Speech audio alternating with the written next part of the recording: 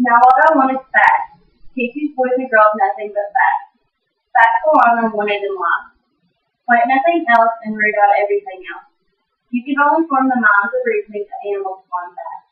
Nothing else will ever be of any service to them. This is the principle on which I bring up my own children, and this is the principle on which I bring up these children. Stick to facts, sir. We can all relate to this paragraph because each and every one of us at some point or another has this standards and motives engraved into our minds. We've all been taught to a test, and the result has turned our classrooms into students full of miserably prepared, non-emotional, apathetic children. Charles Dickens' Hard Times was written as a true warning from the 19th century to teachers society, displaying the disastrous results of an educational system which is exclusively factional, rational, and utilitarian, has come into fruition in the 21st century. Today I will cover background information on utilitarian schools. I'll deal with comparison to essentialism we teach today.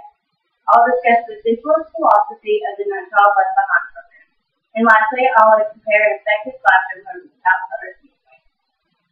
The ideals between the 19th century utilitarian philosophy are not much different than the essentialism ideals we instill into our classrooms in the 21st century.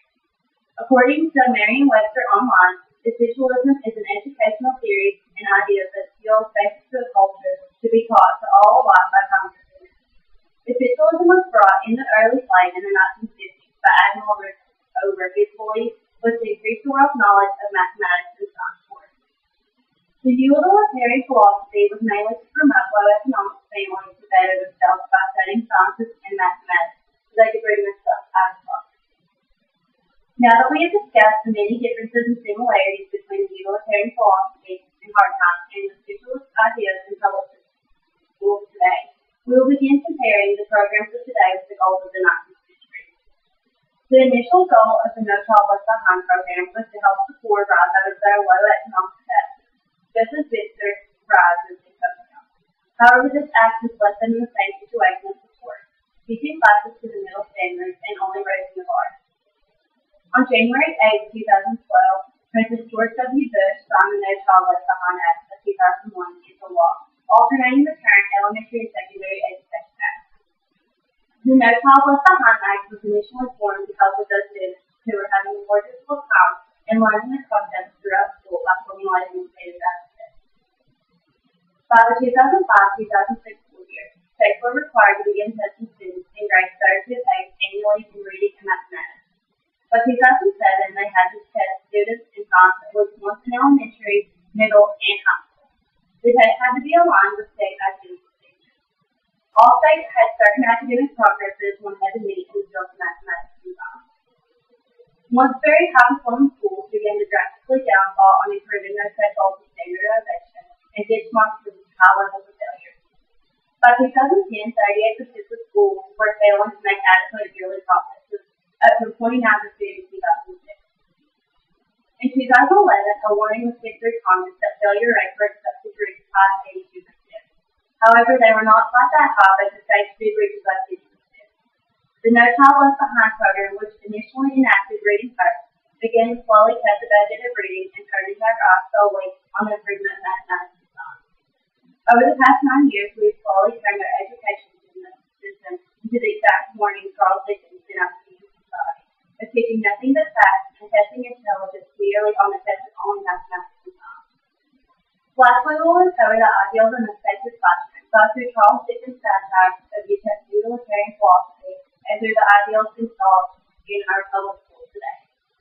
An outsider's view of an effective classroom has vastly changed over time, from a classroom of a teacher's control to a classroom of government control. Before the No Child Left Behind program was set into law, a classroom was a teacher's playground, free to teach those subjects as they desired. Dickens used in Hard Times Thomas Gradgrind and Miss Copeland Child to exemplify the disastrous depth of an educational system built solely on facts. Hard Times operates as a critique on certain forms of education, particularly those that set out to fill a child full of useful facts, rather than introduce them any way to the world of imagination. As now, an outsider would only view a classroom full of 5 students living in their desks and a straight row looking straight forward and a teacher reading from a book would be an effective classroom. I've now shown through the background information about utilitarian schools ideas in comparison to the essentialism we teach today. The essentialist philosophy of the No Child Left Behind program and the ideal of an effective classroom that Charles Dickens warned the future society is now coming into play.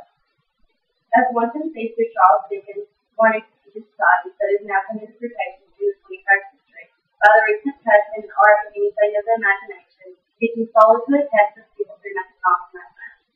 As you slowly see the rise in mathematics and science classes, and the funding of arts programs slowly declines, stop and think to yourself of the effective displays of Charles Dickens and the creation of non-emotional, apathetic children.